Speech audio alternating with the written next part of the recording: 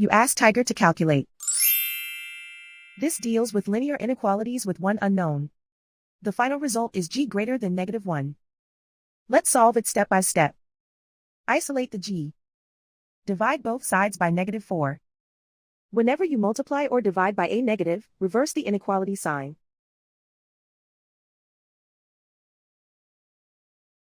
Cancel out the negatives.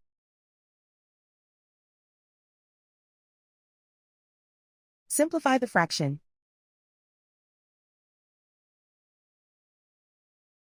Move the negative sign from the denominator to the numerator.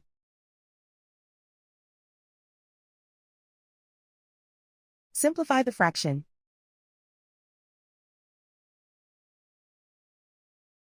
Plot the solution on a coordinate grid.